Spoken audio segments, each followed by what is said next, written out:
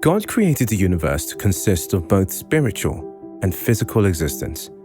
In the heavens, we have an area of operation known as the spiritual realm. It consists of both the Holy Spirit and evil spirits. God and his angels are in this realm. The devil and his demons are also in this realm.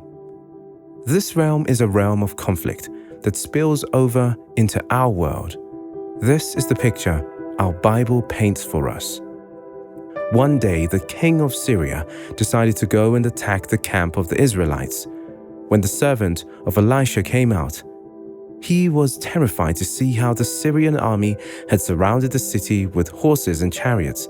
His eyes were limited as he could only see the physical Syrian army and not the spiritual army of the Lord, which was bigger than the Syrian army. But the servant of God, Elisha, had been enabled by the Spirit of God to see beyond the physical. Look at what Elijah told his servant. So he answered, "Do not fear, for those who are with us are more than those who are with them." And Elisha prayed and said, "Lord, I pray, open his eyes that he may see." Then the Lord opened the eyes of the young man, and he saw. And behold, the mountain was full of horses and chariots of fire all around Elisha. 2 Kings chapter 6, verse 16 to 17. I believe that this servant was so amazed at what he saw. This shows how our physical eyes as human beings are limited. But what is the importance of us being aware of what is happening in the spiritual realm? Someone may ask, what may concern them knowing and understanding what happens in the spiritual realm? This will make someone be alert and active while living in this world. Some of the things we see them happening in the physical had their origin from the spiritual. They could have either been prevented happening or improved if we really were aware of their happening beforehand. This is because the spirit realm defines almost everything that happens on earth. Holy spirits and the evil spirits are active in the spirit realm.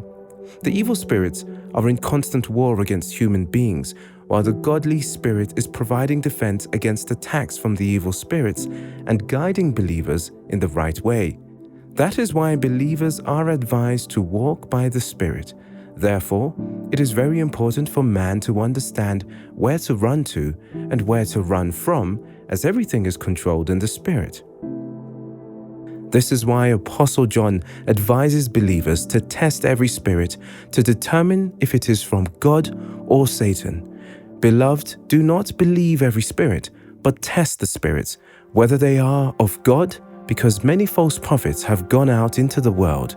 1 John chapter 4, verse 1. Because we are constantly under the attack of the evil one, we need to be equipped by putting on the whole armor of the Lord. This is what Apostle Paul advised the church in Ephesus. Put on the whole armor of God, that you may be able to stand against the wiles of the devil. For we do not wrestle against flesh and blood, but against principalities, against powers, against the rulers of the darkness of this age, against spiritual hosts of wickedness in the heavenly places. Therefore take up the whole armor of God, that you may be able to withstand in the evil day. And having done all to stand, Ephesians chapter 6, verse 11 to 13. The spirit world is a place of tremendous influence. The spirit world influences this world, and this world influences the spirit world. This is mainly done through prayer. Now listen to me, and listen to me carefully. I am about to tell you one of the most precious treasures of truth I have come to know throughout the years. Listen carefully. The most powerful and influential people in the world are the people who know how to get their prayers answered. I don't think we fully understand the power and mysteries locked up in prayer, and I don't even think we ever will. Prayer has the ability to bring the power of God and His infinite resources into whatever situation. Unfortunately, most of us don't believe this. Christian people, I say this kindly. Most of us don't believe that, at least many of us don't. If we do, we would pray more. We would make prayer the principal thing in our life. Like the apostles, we admire them, great men of God, great preachers, spirit-filled great men of prayer. They said, we will give ourselves continually to prayer. There is power in prayer. There is an amazing power in prayer. Prayer has the ability to bring the power of God and His infinite resources into whatever situation. What are some of the resources of God? Mother Nature, for example. Look at the example of the children Israel in Exodus chapter 3 verse 7. And the Lord said, I have surely seen the affliction of my people which are in Egypt, and have heard their cry by reason of their taskmasters, for I know their sorrows. What did God hear? Their cry. What it means are, here is the people of Israel cried out to the Lord, asking Him to save them, and then God began to release His resources. They weren't alien to the power of God. Israel was delivered from slavery, and at this point was being guided by the pillar of fire by night and the cloud by day. God was showing up in even stronger ways than He did to take them out of Egypt. God speaking to Moses out of a burning bush, telling him to go down to Egypt and confront Pharaoh and tell him, let my people go. And God causing a stick to turn into a snake. God delivered them. God had done so much for them. They had a lot to remember.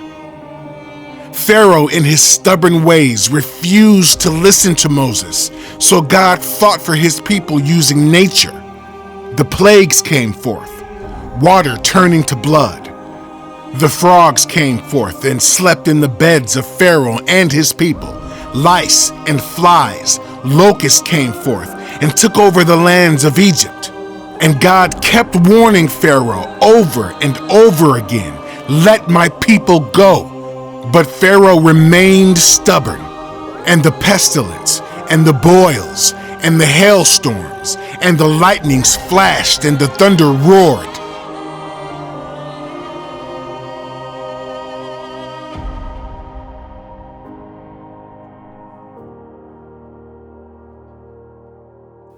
While all of this was happening, God was protecting His people. The last plague left the household of the Egyptians in the morning.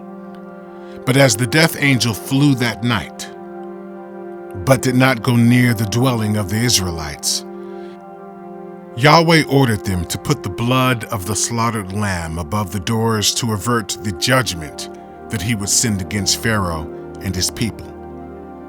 This great event of deliverance was called the Passover, and even today is still celebrated.